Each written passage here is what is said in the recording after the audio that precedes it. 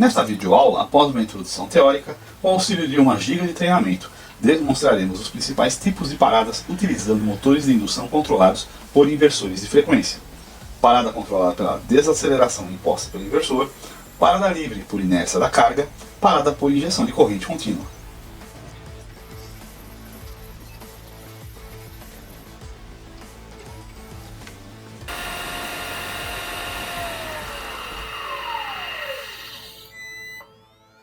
Nós aprendemos na cinemática sobre o movimento de rotação, que este movimento é um movimento que pode ser assumido por um ponto material. Na realidade, quando definimos ponto material, estamos dizendo que o centro de massa de todo um corpo pode ser colocado sobre este ponto. O movimento de rotação deste centro de massa caracteriza o movimento de rotação de todo o corpo. Assim, se tivermos um ponto P que descreve um movimento circular com um raio R, e este ponto P vai se deslocar um ângulo θ ou um arco ΔS.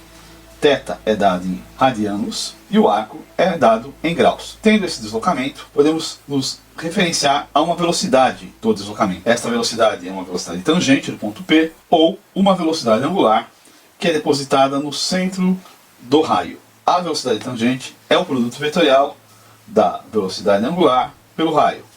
Ômega, produto vetorial, R.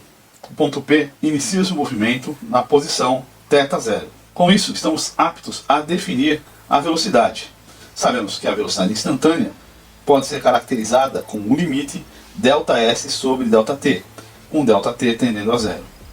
E podemos observar no movimento circular que ΔS é igual a R vezes Δθ, ou seja, a variação do arco é proporcional à variação angular vezes o raio. Como o raio é constante nesse tipo de movimento, podemos tirá-lo da influência do limite, deixando então a equação como sendo o raio vezes o limite de Δθ sobre ΔT, ΔT tendendo a zero. E com isso chegamos que a velocidade vai ser igual a R vezes ômega. Assim, um vetor V caracterizado pelas duas velocidades pode ser colocado. V é igual a V índice t mais ômega, ou a velocidade é igual à soma da velocidade tangencial mais a velocidade angular.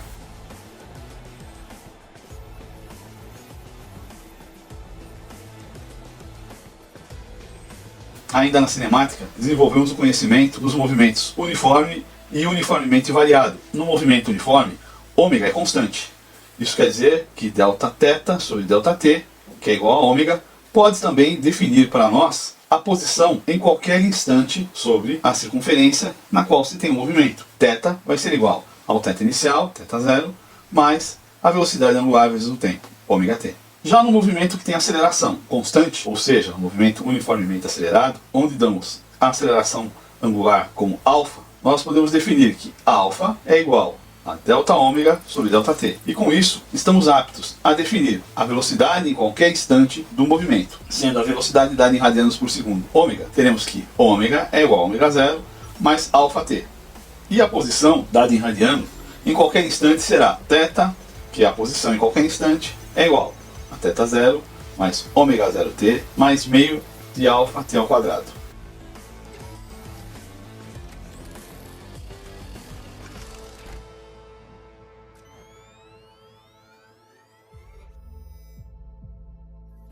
É característica de um sólido em rotação que todos os seus pontos materiais tenham a mesma velocidade angular.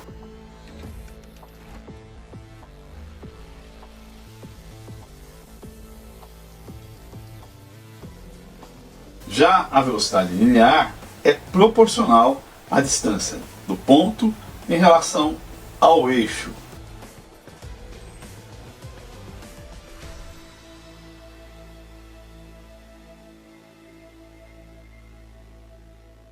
Assim, no esquema que nós temos, em P1 teremos uma velocidade linear V1, em P2 uma velocidade linear V2, em P3 uma velocidade linear V3. E todos os pontos têm a mesma velocidade angular ômega.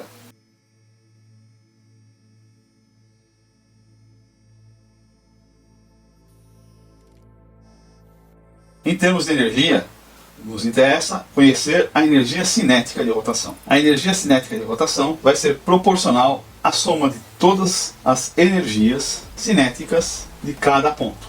Em outras palavras, podemos tomar um somatório de I igual a 1 até N de meio de MI VI ao quadrado, sendo que de I até N nós estamos identificando todos os pontos materiais. Operando uma transformação, nós vamos ter que essa somatória de I de 1 até N de meio de MI VI ao quadrado pode ser dado como a somatória de I igual a 1 até N de meio de MI RI vezes ωi ao quadrado. Lembrando que ωi é igual a ômega, porque a velocidade angular é igual para todos os pontos. Desta forma, temos que a energia cinética vai ser igual a meio de ômega ao quadrado vezes a somatória de I igual a 1 até N de MI vezes RI ao quadrado.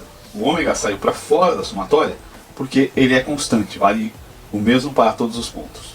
Esta somatória de MI vezes RI ao quadrado é chamado de momento de inércia do corpo em relação ao eixo, ou simplesmente inércia, e é dado normalmente pela letra J.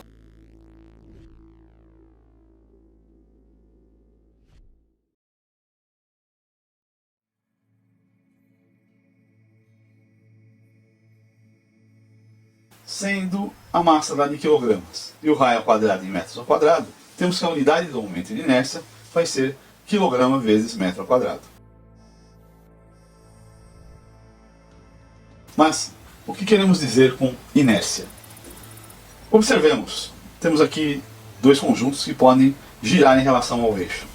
E sobre esses conjuntos podemos posicionar massas, que no caso têm o mesmo valor, m. Quando as massas estão muito próximas entre si, como é o caso do primeiro esquema, se m está a R1 do centro, temos uma certa inércia. Agora, se pegarmos a mesma estrutura e afastarmos m para uma posição R2, sendo que R2 é maior que R1. Ou seja, na segunda estrutura, as massas estão a um raio maior em relação ao centro do esquema anterior. Com isso, nós podemos observar que a inércia do segundo conjunto é maior que a inércia do primeiro, ou que J2 é maior que J1, quando R2 é maior que R1. Isso quer dizer que o esforço para movimentar o primeiro conjunto, de índice 1, é menor, ou seja, é mais fácil impor giro do que o conjunto de índice 2. Esse esforço é dado pelo torque. Sistemas com menos inércia são mais fáceis de impor movimento rotativo.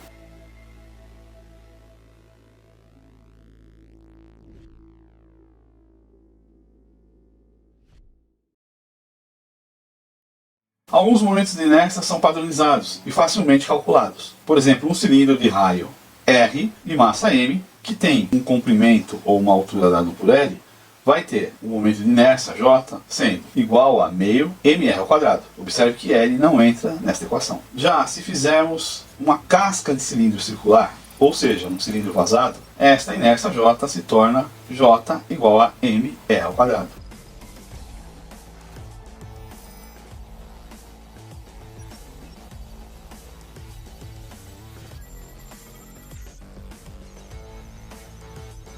Um dos fundamentos do movimento angular é que o momento angular sempre se conserva. Isso quer dizer que para se alterar uma velocidade angular é necessário impor um torque, ou ainda é necessário gastar energia para alterar este movimento.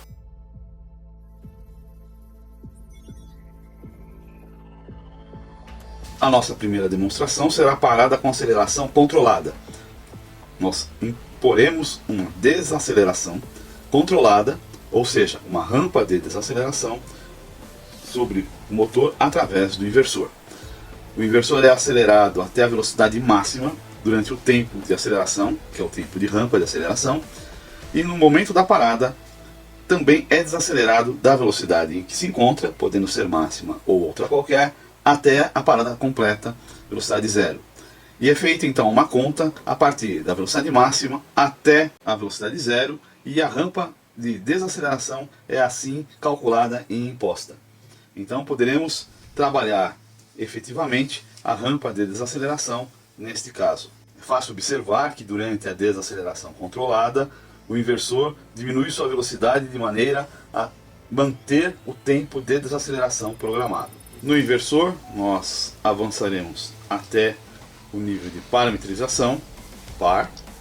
O primeiro parâmetro que vamos alterar vai ser o parâmetro de rampa de aceleração, C101. Vamos colocar 6 segundos, ele já está 6 segundos. Vamos manter esse valor. O próximo parâmetro é o parâmetro de desaceleração, C102, está em 3 segundos, vamos manter esse valor. E agora vamos voltar para a forma de parada. Parâmetros seria o B103. Vamos até B103. Vamos colocar 00, que é parada por rampa. Ligamos até a monitoração da frequência e ligamos o inversor e continuamos o procedimento.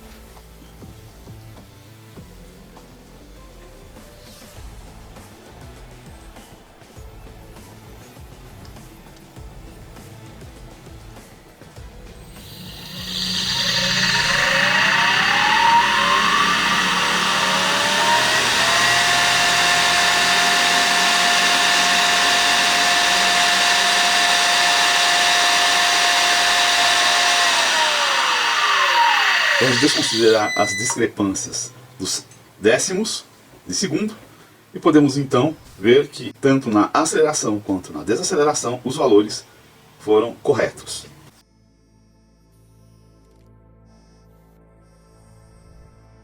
Na parada por inércia, a desaceleração é não controlada, a desaceleração é livre. Isso quer dizer que no momento da parada, o inversor simplesmente desliga a saída dos IGBTs e permite que o motor rode livremente até parar por atrito entre os seus mancais, o sistema de carga e o fluxo de ar que está em torno da mesma. Por isso, nós dizemos que este tipo de parada é uma parada sem controle.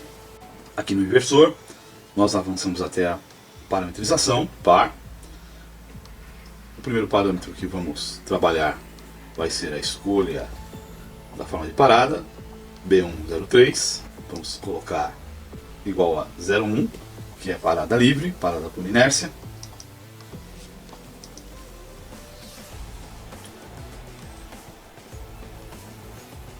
Vamos verificar a aceleração, C101, está em 10 segundos, vamos colocar o mesmo valor anterior, 6 segundos. Quando responde com END no display, quer dizer que aceitou o valor. E a desaceleração vamos colocar um valor igual ao anterior, 3 segundos. Estava em 10, colocamos 3. END, aceita o valor. Está pronto para podermos acionar. Vamos até a monitoração da frequência de saída e ligamos o inversor.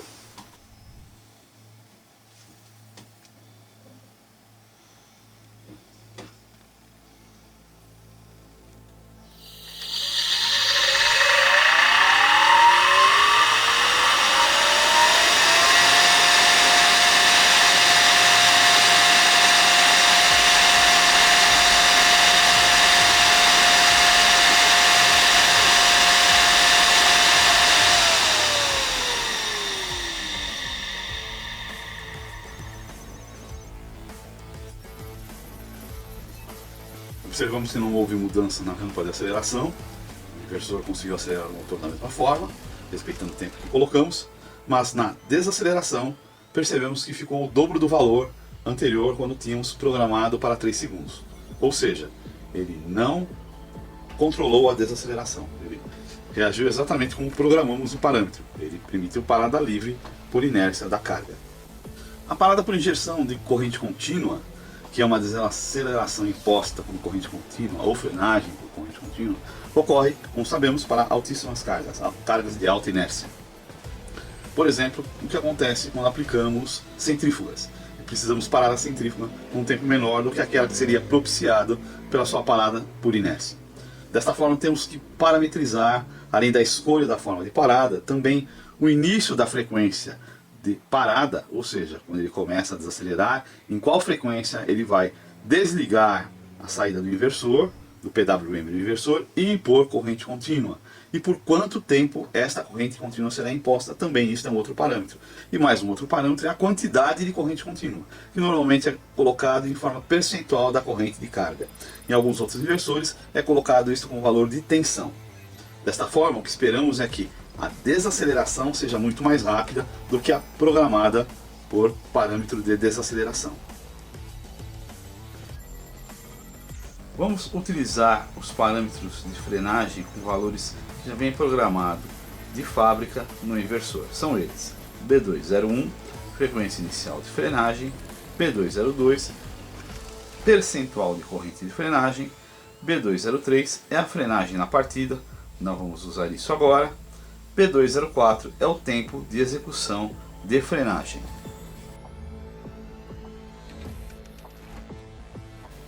Então atuamos agora no inversor, par, para podermos iniciar a parametrização. O primeiro parâmetro que vamos alterar vai ser o B103, que é a escolha da forma de parada. Vamos colocar 02, que é frenagem com injeção de corrente contínua.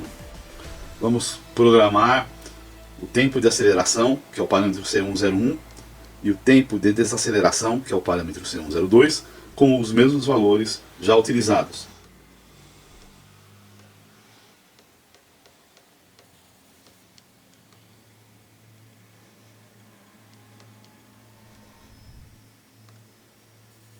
Seis segundos para acelerar, 3 segundos para desacelerar, é o que estamos fazendo.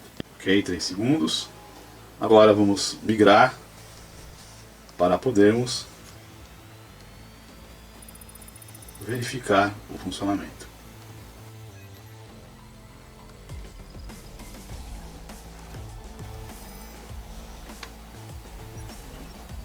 Ligamos o inversor.